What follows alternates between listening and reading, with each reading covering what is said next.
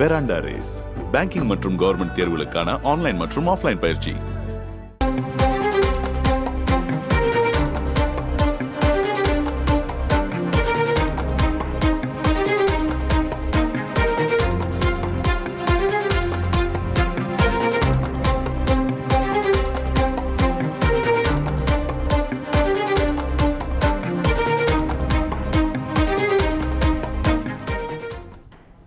புதுக்கோட்டை மாவட்டத்தில் குடிநீர் தொட்டியில் மாட்டு சாணம் கலந்த விவகாரம் தொடர்பாக சிபிசிஐடி வழக்கு பதிவு செய்திருக்கிறது. முக்கிய செய்தியாக பார்த்து கொண்டிருக்கிறோம்.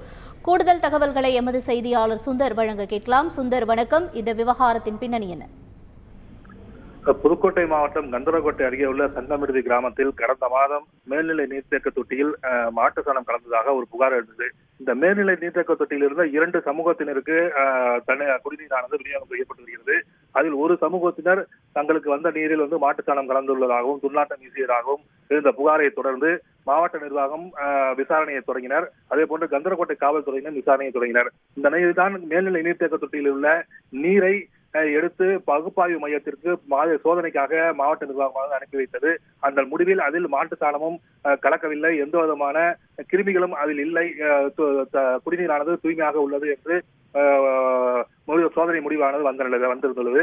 இந்த நிலையில் ஒரு சமூக ஆர்வலர் ஒருவர் சென்னை உயர்நீதிமன்ற மதுரை கிளையில் இந்த வழக்கு சார்ந்த சம்பவம் தொடர்பாக ஒரு மனு தாக்கல் செய்திருந்தார். அந்த மனுவில் மாட்டு சாணம் கலந்தது குறித்து உரிய விசாரணை நடத்த வேண்டும், மேலும் கந்தரகோட்டை கரம்பக்குடி உள்ளிட்ட பகுதியில் இரட்டை கோலை முறையும் உள்ளதாகவும் அந்த மனுவில் அவர் தெரிவித்திருந்தார்.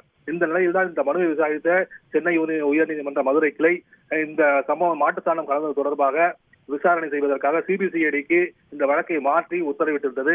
அதன்படி நேற்று இரவு கந்தரகோட்டை காவல்துறை இந்த வழக்கை சிபிசிஐடியிடம் ஒப்படைத்தது. இதனைத் தொடர்ந்து சிபிசிஐடி போலீசார் தற்போது இந்த வழக்கு தொடர்பாக வழக்கு பதிவு செய்துள்ளனர். தற்போது இந்த விசாரணையை தொடங்கியுள்ளனர்.